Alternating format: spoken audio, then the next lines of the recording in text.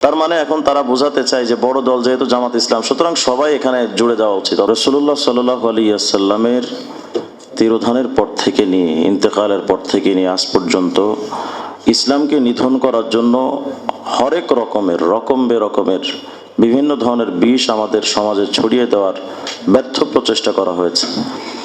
বিভিন্নভাবেই তারা ইসলামকে মিটিয়ে দেওয়ার চেষ্টা করেছে এবং কখনো কুফরি শক্তির রূপ ধারণ করে আসছে, কখনো সাহাবা বিদ্বেষের রূপ ধারণ করে এসেছে, কখনো ব্রিটিশদের রূপে এসেছে, কখনো ইহুদিদের রূপে এসেছে, কখনো হিন্দুদের রূপে এসেছে, কখনো আবার হুজুরদের রূপে এসেছে। তারা বিভিন্নভাবে ইসলামকে মিটিয়ে দেওয়ার হরেক রকম ষড়যন্ত্র করেছে।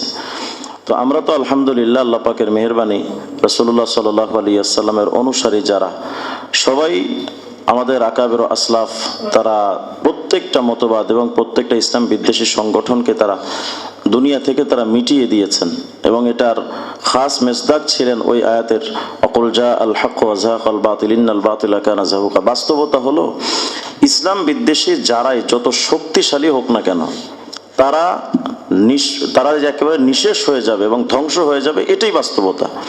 আর হক যতই দুর্বল হোক না কেন, মানে বাহ্যিক দৃষ্টিতে যতই দুর্বল হোক না কেন, হকের জয় নিশ্চিত, এটা আল্লাহ পাকের ফায়সালা।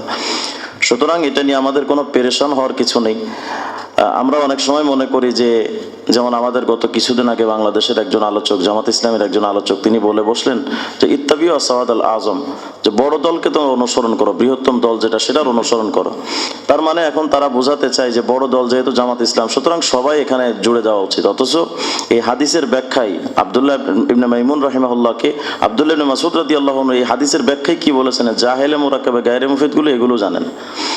ইত্তাবিউ সাওয়াদ আল আজমের ব্যাখ্যায় আব্দুল্লাহ ইবনে মাসউদ রাদিয়াল্লাহু আনহু বলেছেন, আল জামাতু মা ওয়াফাকাল হক ওয়া ইন কুনতা ওয়াহদাক। জামাত তো, ইসলামী জামাত তো সেটাই যেটা হকের অনুকূলে হয়, যদিও সেক্ষেত্রে তুমি একা হও। আমি যদি পুরা পৃথিবী যদি বাতিলদের সাথে চলে যায়, আমি যদি একা থাকি হকের উপরে, বাস আমিই জামাত।